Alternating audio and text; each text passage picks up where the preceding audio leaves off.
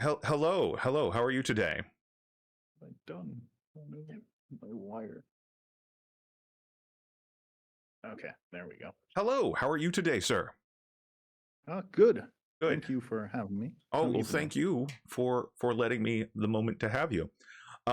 First question, very important. How do you pronounce your name?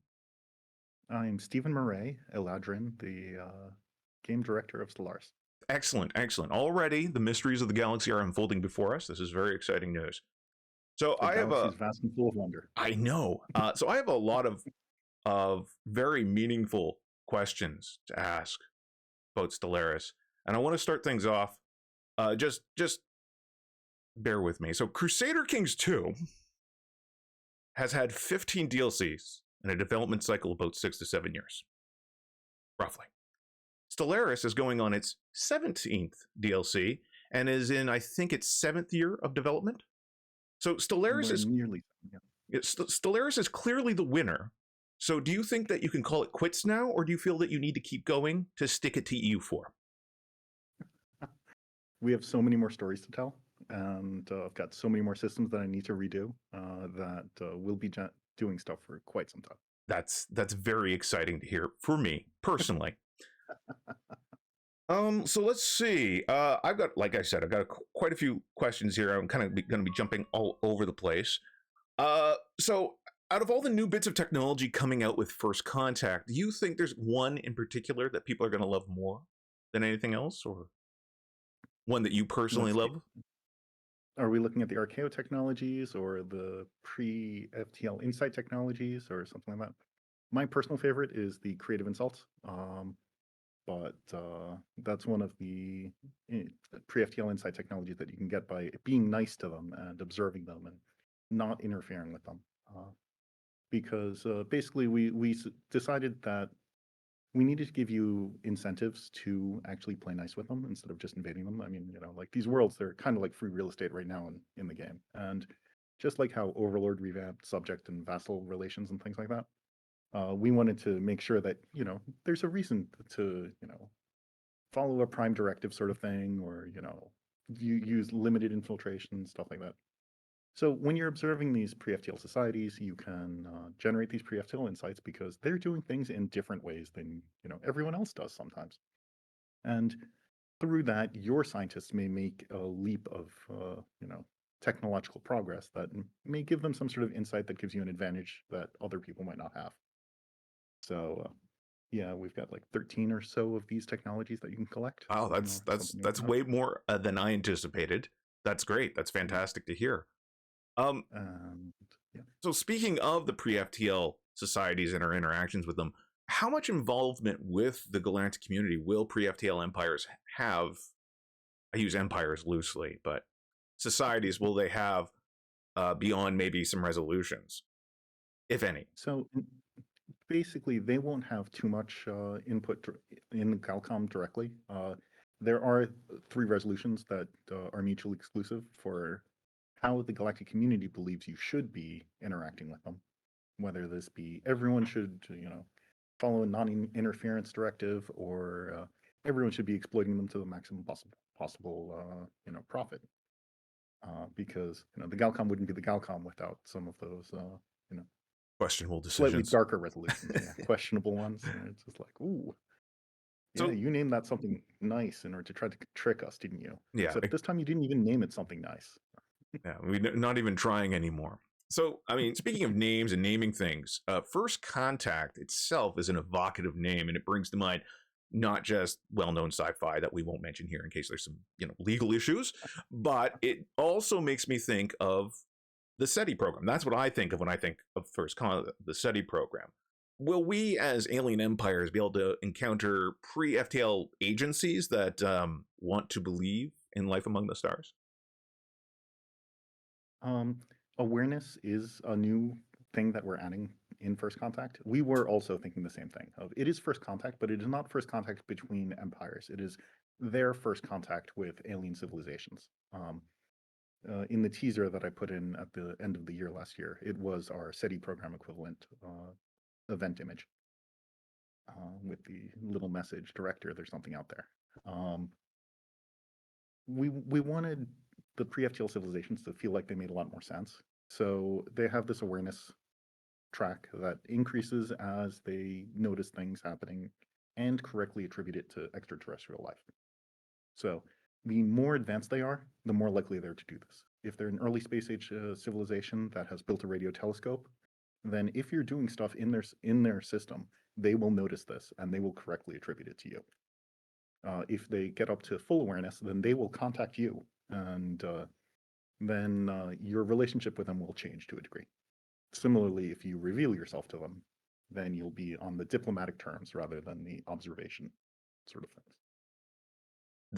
That's actually really fantastic. I'm a huge advocate. I was a big fan of the changes that came with Overlord, and I feel that I'm going to be a huge fan of the changes coming with this, because I think if there's any situation in a video game where you always do the same thing over and over and over again with no incentive to change your playstyle other than pure role play. Anyway, I think this is a great, in all seriousness, I think it's a fantastic direction. Now, if I could just deviate very momentarily from First Contact itself, there's been a lot of discussions, and I know you've probably heard this a lot. There's been a lot of discussions in the Stellaris community about changes to ground combat. And this discussion always leads me to one question that I'd like to ask you now. If the entire Stellaris team was pitted in a death match against other Paradox teams, how confident are you in your team's victory? Okay, are we fighting each other, or are we fighting the other Paradox teams? Yeah. Other Paradox teams, like Crusader Kings and Hoi 4. We are a pretty big team. That's what I thought. Do we get to include? Do we get to include Arctic, who's been helping us? Absolutely. Because if so, then I think we've got a significant advantage on the other teams. Okay. Do you expect a high survival rate, knowing your coworkers? Well, you know what? I'm not going to make you comment on that. That looks like it could be putting you in a hot spot. So I think we all got our answer. Some of you will die, but this is a sacrifice I'm willing to make. Excellent. No. Token. We'll edit that one now. So here's a kind of a pair of questions that I have. And it starts with, I don't know if it was someone from Paradox or the Stellaris team that I heard say this. So, but it could have been talked about among other sci-fi games. And that is, the introduction of cloaking has been something that people have wanted for a long time. But it's always been kind of like, don't introduce cloaking unless you can do it right. It has to be done meaningful and interesting. How do you think that you're going to live up to the expectations of the fan base for cloaking technology? I certainly hope so. So we initially, when we first started talking about cloaking, we were like, okay, this is a sci-fi trope that we currently don't represent in any way whatsoever. And it's a huge trope. I mean, it's massive. From The Expanse to, other things. Like it's everywhere. And there's certain expectations that you have to be able to do. You want to be able to cloak your observation post from pre-ftl observation. I mean, this was like step one of this is something that we have to have, because otherwise, it's like, hey, telescope, look, there is something in the sky. Hello down there. Look, all of our carefully curated research is ruined.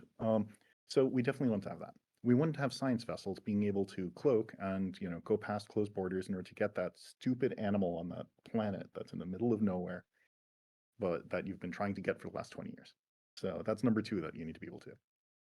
We were like, it would be nice if that science ship could also spy on people and increase intel. So we got that too. And I want to be able to take my fleet of cloaked frigates and blow up that starbase before they have a chance to respond, like submarines. So we've got all four of those. We have countermeasures in that you can build starbases with detection modules and things like that. You can have science vessels assisting said detection starbases to further increase their chance of detecting cloaked ships. And that's and also we want to have the whole idea of smaller ships are easier to cloak than bigger ships, and psionics should be good at this. Oh, I didn't know about those two. Those are good. Those are very good. So that you've kind of already answered the next one, which was, is cloaking a completely separate system, or is it going to be intertwined with existing systems? And the example I was curious about was if listening posts are going to impact Empire's ability to detect cloaked ships, but it sounds like they're going to have specialized modules for that. Yeah, we have specialized modules that will go up in the upper half of the starbase. So if you're making a detection array, it is a detection array. It will not be an anchorage or whatever. The cloaking devices for most ships go into the auxiliary slots. In science vessels, it's considered a core component, so it updates correctly. Earlier, this was showing up as S slot on the science vessels. It is no longer doing that. That's exciting to hear. I'm a big fan of the entire cloaking idea. Are there going to be any revamps to traditions that go along with cloaking? Yes, there are. There are a number of changes in the traditions. Some, like the subterfuge tree, has some changes done to it. We've also made some changes to better represent the changes we've done to interaction with pre-ftl societies. That's good. Question: are we going to get any new ascension perks based around cloaking or pre-ftl civilizations? There aren't new ones in First Contact, although we did add a cloaking benefit to enigmatic engineering. There is a new Archaeo Studies AP in the associated custodian patch. So, Archaeo Studies. Archaeo Engineering. Archaeo Engineering. So this is all about the generation of relics and the new uses for ancient relics. Are we going to see any new major relics that interact with that beyond, like, maybe the rubricator?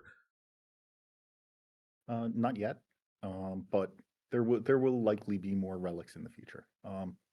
For now, what we did was we modified our minor relic economy, because now it was no longer a purely finite resource unless you had the rubricator. And we added more things to do with them. There's the Archaeo technologies that you can discover, and that gives you ship components and things like that, and buildings and modules. That's all based off precursor technology, right? Some of it? Yeah, usually precursor or just archaeology in general. Are we going to see anything that you can wonder upon? Are we going to see anything involving the endgame crisis with cloaking? Like, are we going to have contingency ships soaring in, cloaked, and messing us up even more than they do before? I've been asked about that repeatedly now, so not yet, but the custodians have taken note of this, and the contingency may end up with something along these lines at some point. Well, there's not. I'm not exactly sure. Right now, we haven't given it to them. Certain AI personality types are considered ambushers, and they will build a cloaking fleet and use them. I do not believe we set any of the crises as one of these yet. So we'll see how it goes, and then maybe make some changes. Here's a question I actually have. Is there going to be a chance to see any galactic resolution outlawing cloaking? Not initially. Okay. We did consider it, and I'm not entirely sure exactly why we decided against it, but it is something that I think is pretty natural and we'll probably want to implement. That it would come in during a custodian patch at some point. Right. Is there anything the custodians are currently working on that you're excited to maybe share with us, possibly? I know the custodians are very busy. Huge thing. They're currently working on some things for future releases. In Canis Minor, the biggest thing is the Archaeotechs.